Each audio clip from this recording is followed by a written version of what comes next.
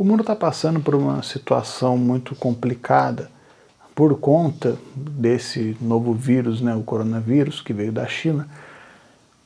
E várias pessoas já morreram, países aí estão num estado de alerta, né, um estado de calamidade. Um exemplo triste é o da Itália, né, já morreram aí milhares de pessoas, e podemos dizer que dentre esses milhares, até onde eu tenho conhecimento, já foram aí 60 padres que trabalhavam diretamente com os doentes, trabalhavam com hospitais e acabaram se infectando aí e morreram, né? Então é uma situação muito triste. E para nós católicos ainda tem um outro fator.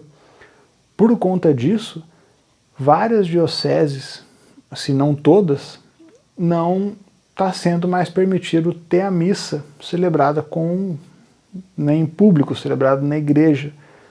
Os padres ainda podem celebrar a missa privadamente, mas com os fiéis isso não está mais acontecendo por questão de segurança. Tá? Mas daí a questão é, e além da missa, tem alguns lugares que não está tendo mais confissão. Aqui ainda na minha diocese, algumas paróquias ainda estão fazendo atendimento de confissão, mas eu não sei se em todas estão, com certeza tem lugares aí que não tem mais a confissão, e creio eu que dependendo das cidades e dos estados, se o número de infectado, de suspeita, né, e de caso confirmado realmente aumentar muito, vai chegar um momento que vai ser proibido também o atendimento de confissão. Tá? Mas o que nós podemos fazer? Primeiro, o bispo ele pode proibir a missa, o bispo ou o papa, que seja, pode proibir a missa de acontecer? Pode, isso está no Código de Direito Canônico, no cânone 1248, que diz que por razão grave, caso não tenha como participar da celebração eucarística, participe da liturgia da palavra. Tá? E caso não dê, faça momento de oração pessoal, ou em família, ou com um grupo de famílias. Tá? Então nós não podemos ter a missa, nós não podemos ter a celebração da palavra, a igreja nos dá a opção de, como é uma causa grave, né, de nós fazermos momentos de oração pessoal ou em família. Tá? E o que pode ser isso? Graças ao bom Deus, por conta aí da tecnologia e tal, nós temos facilidade para, pelo menos, assistir a missa pela televisão. Né? A Canção Nova já faz isso há muitos anos, a Rede Vida já faz isso há muitos anos. Você tem aí YouTube, live Instagram, Facebook e tal. Então existem meios de participar da missa. Então se você, né, agora que não dá para ir na missa nos domingos e receber a comunhão, né, sacramentalmente, você pode, e é recomendado que você, pelo menos no domingo, você assista a missa pela TV e faça a sua comunhão espiritual. Você encontra na internet aí orações, né, que podem guiar esse momento de comunhão espiritual. Né? Então façam isso. Aí algumas indicações aí de como fazer isso. Né? Não basta só você ligar a TV e ficar assistindo, deixar a missa rolando, lavar a louça, fazer alguma coisa, cuidar de criança e tal. Não. Se organize, chame a família, se você morar com mais pessoas, crie um ambiente de oração. Antes de começar a missa pela TV, reze, se prepare, silencie a casa, desliga o resto das coisas, não é a hora de lavar louça, não é a hora de fazer comida, não é a hora de fazer nada. Para tudo que você está fazendo, coloca ali um crucifixo, uma vela. Então assim, cria uma atmosfera de oração como se você estivesse realmente na igreja. Tá? Se prepare para aquilo, aí sim, quando começar a missa, você assiste, reze, no momento da consagração, se ajoelhe, por mais que seja pela televisão, é Cristo que está ali, é a presença real de Cristo que está ali. Né? Da mesma forma que você vê uma pessoa, você sabe que é uma pessoa, quando o padre ergue a hóstia consagrada, não é mais a hóstia, é Cristo que está ali. Então se coloque de joelho da mesma forma que você faria se estivesse na igreja. Tá? Então a igreja ela dá esses meios de nós continuarmos participando do sacramento de alguma forma, mesmo que não ali diretamente recebendo, mas indiretamente façamos a nossa comunhão espiritual, o nosso momento de recolhimento, né? Ofereçamos toda a missa que nós assistirmos pelo mundo, né? Pelos países que estão sofrendo, pelo Brasil, ofereça pela sua cidade, pela sua família, que Deus tenha misericórdia, né? E ajude aí essa situação a acabar, as coisas voltarem ao normal. Então faça isso. Uma outra coisa que é importante, além da missa no domingo, como dá para ver pela televisão, vários padres estão celebrando missas todos os dias. E eu não digo só na Canção Nova, tá? Mas você procurar aí no Facebook e tal, vários padres estão fazendo transmissões diárias da missa. E tá muito mais fácil participar, pelo menos pela televisão, para quem trabalha, tal, não dá para ir na missa de manhã, às vezes na paróquia não tem missa à noite, então você não consegue participar da missa diária. Aproveita esse momento de quarentena, né, que já que não dá para ir para a igreja, e assista a missa todo dia. Faça esse esforço, que seja à noite. Faça esse esforço que você vai, né, para poder rezar, que você vai ver uma melhora na sua vida espiritual.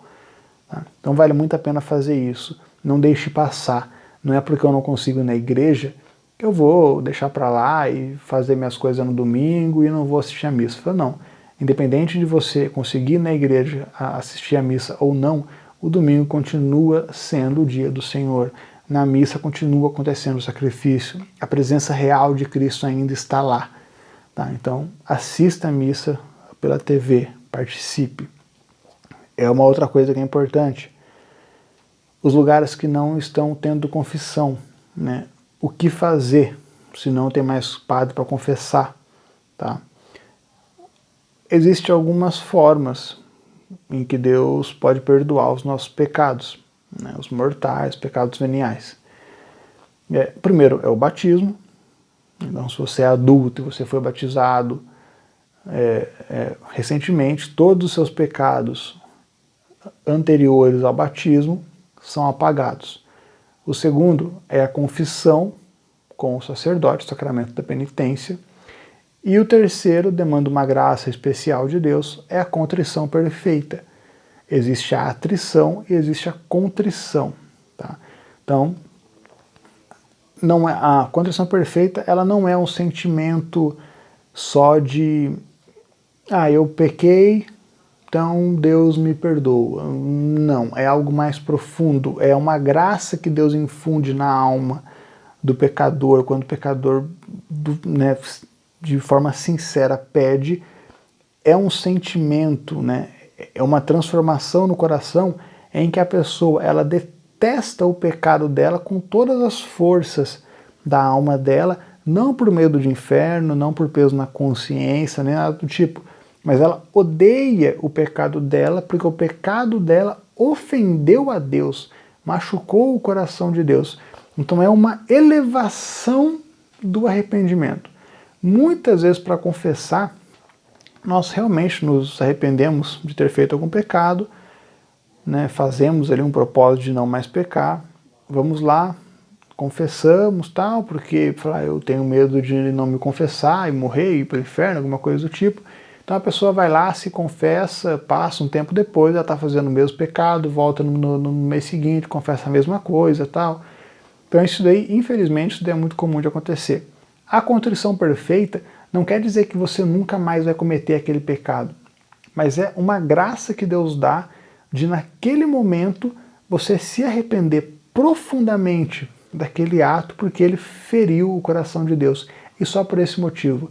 Você fere o coração de Deus que te ama e pela graça você entende isso e você se arrepende realmente do seu pecado e consegue até fazer um propósito de não mais pecar muito mais forte do que aquele que nós fazemos geralmente. Tá? Então tem esse meio, batismo, a confissão com o sacerdote e a contrição perfeita. Tá? Para isso nós precisamos rezar, rezar, rezar, pedir a graça a Deus, parar de usar o pecado como argumento para pecar mais, falar, eu já estou em pecado mortal, então eu vou continuar pecando. Não, para com isso. Se você está em pecado mortal e até os pecados veniais, reze, se coloque de joelho. As igrejas não está tendo mais missa, mas em alguns lugares a igreja continua aberta para o povo ir lá rezar. Tá? Então se você conseguir à noite depois do serviço ou em algum horário do dia, da manhã, ir na igreja rezar, vai lá, se coloca diante do Santíssimo, reza, peça a Deus, né, a graça do arrependimento perfeito, dessa contrição perfeita, e com certeza Deus vai te acolher. Deus, ele não vira as costas para o pecador que está realmente arrependido. Quando você pega a passagem do filho pródigo, o pai, ele não espera o filho tomar banho, passar um perfuminho, trocar de roupa, tal, não. O pai, quando vê o filho, mesmo imundo, o pai vai até o filho e o abraça, e o acolhe, e o trata com todo amor. Depois sim, ele manda o filho tomar banho, trocar de roupa, tal, faz uma festa para o filho. O pai dessa parábola é Deus, né? O Deus, ele não espera que ele não vira as costas para você até que você vá lá confessar. Você vira as costas para Deus, né? E só volta para Ele quando você se arrepende e vai lá para poder confessar. Mas Deus não. A partir do momento que você fez o firme propósito de não mais pecar, que você entendeu que o seu pecado feriu de fato o coração de Deus, né? A partir desse momento Deus já te acolhe. O sacramento, a absolvição que o Padre te dá é aquele banho, né? É o que vai lavar a sua alma. Mas Deus já te acolheu no momento em que você realmente se arrependeu. Tá? Então, reze, se entregue mais à oração nesse tempo. As pessoas que não estão indo trabalhar, aproveite esse momento para se recolher, se conseguir, para poder rezar com a família, né? Então sai do celular, sai do computador, não, aproveite, já que está em casa, reza com a família, reza sozinho, peça a Deus misericórdia, peça a Deus que, né, te dê a graça de uma conversão verdadeira. Nós estamos no tempo da Quaresma, né? É o momento para isso. Então aproveita que né, grande parte das pessoas está em casa nesse tempo da Quaresma e usa esse momento de uma forma benéfica. Reze com a sua família e reze sozinho. Você conseguindo fazer isso, você participa da missa pela televisão, faz uma comunhão espiritual e recebe o perdão de Deus através da contrição perfeita. Tá? Então, rezemos pelo mundo, rezemos pelo nosso país e imploremos a misericórdia de Deus. Que Deus abençoe.